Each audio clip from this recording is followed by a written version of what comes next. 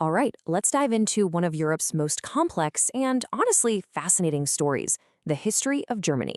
We're going to take a whirlwind tour through this epic tale of scattered tribes, mighty empires, absolutely devastating wars, and somehow incredible resilience, all happening right there in the heart of the continent. And that really gets you thinking, right? How did this place, which for centuries was just a messy patchwork of different peoples, end up becoming the economic and political powerhouse that we know today? Well, let's get into it and find out. To really get this story, we've got to go way, way back, long before Germany was even a flicker of an idea. We're heading into the ancient world, to a time that was really defined by this massive clash of cultures right on the edge of the Roman world. Okay, so picture this. In the ancient world, you had this huge dividing line. South of the Rhine and Danube rivers, you had the all-powerful Roman Empire, with its big cities, its roads, its legions. And to the north, in the lands they called Germania, that's where you found the Germanic tribes. Not a single nation, but a whole collection of farming communities with a pretty fierce warrior culture. Now, they did trade, and a lot of Germans even served in the Roman army, but they were still two very, very different worlds. And what's wild is that one single event basically set that division in stone. In the year 9 AD, a bunch of Germanic tribes lured 3 entire Roman legions into the Teutoburg forest and just completely wiped them out. This wasn't just a defeat, it was a total catastrophe for Rome. So much so that they basically gave up on ever conquering Germania and decided, okay, let's just build a wall and keep those guys out. So how do we get from scattered tribes to something like a state? Well, the first big steps really begin with this absolute legend, Charlemagne. He gets crowned emperor way back in 800. After he's gone, though, his grandson split the empire up, and the eastern part, East Francia, becomes the little seed from which Germany will eventually grow.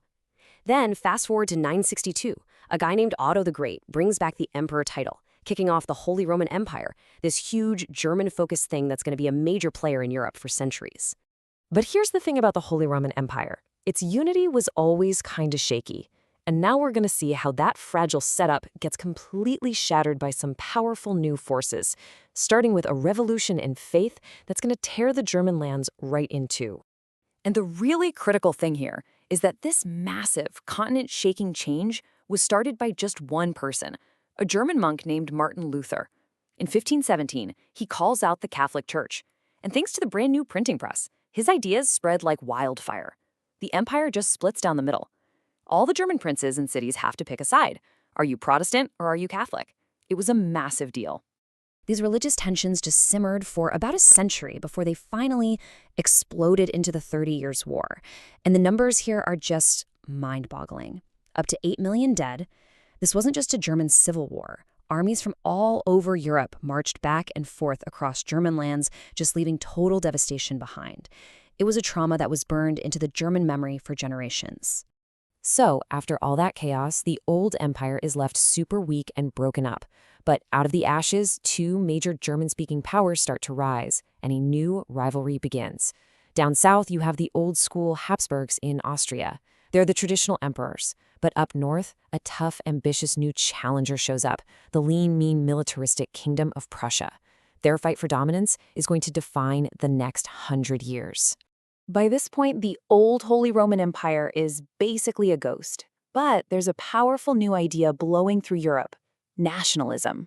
This idea that people with the same language and culture should have their own country. So the big question was, who could finally unite Germany? And weirdly enough, the spark that lit the fire came from France. When Napoleon Bonaparte steamrolled across Europe, he officially killed off the Holy Roman Empire after 1,000 years. Now, his domination was a huge shock, but fighting against him actually created this shared sense of being German like never before. People started thinking of themselves not just as Prussians or Bavarians, but as Germans. Enter one of the most brilliant and ruthless politicians of the 19th century, Prussia's Otto von Bismarck. This guy had a plan, and it was brutally simple. He famously said unification wouldn't happen through speeches, but through iron and blood, and he meant it. He engineered 3 quick, decisive wars. First, he took care of Denmark. Then he crushed his main rival, Austria, kicking them out of German business. And finally, he cleverly provoked a war with France to scare the last few German states into joining him. And the final scene? Oh, it was just dripping with symbolism. With France totally defeated, all the German princes gathered in the Hall of Mirrors at Versailles, the ultimate symbol of French power, to declare the King of Prussia as the emperor, the Kaiser, of a brand new, unified German empire. So there it is. Germany is finally one single, powerful nation. But this new empire was an absolute giant, both industrially and militarily.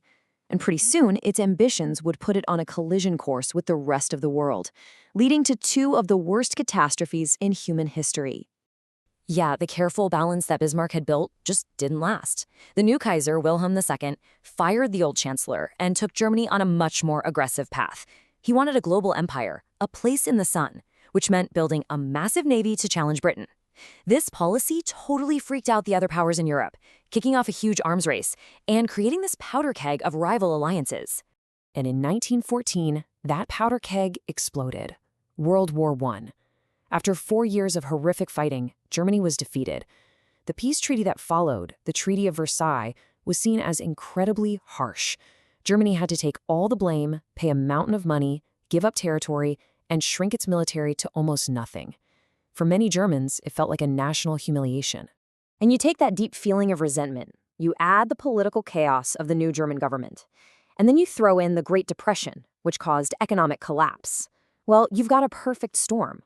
It was in this desperate climate that extremist parties started to get popular, especially Adolf Hitler and the Nazis, who promised to rip up the treaty and make Germany strong again.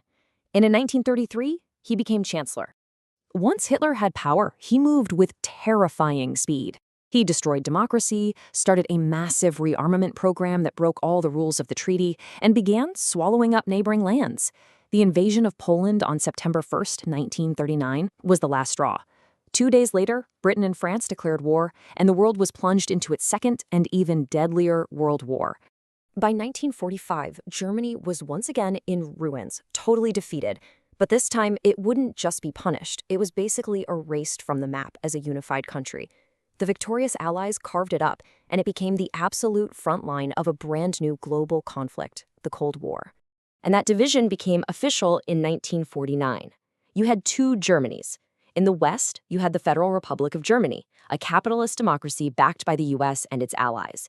And in the East, you had the German Democratic Republic, a communist state controlled by the Soviet Union. Two totally different worlds. And in 1961, that division became a physical thing with the building of the Berlin Wall. For almost 30 years, that wall seemed like it would be there forever, the ultimate symbol of the Cold War. But by the late 80s, the communist system was starting to crack. Huge, peaceful protests for freedom swept across East Germany. And then, on one unbelievable night, November 9th, 1989, the border was suddenly opened. The Berlin Wall had fallen. It was an incredible moment.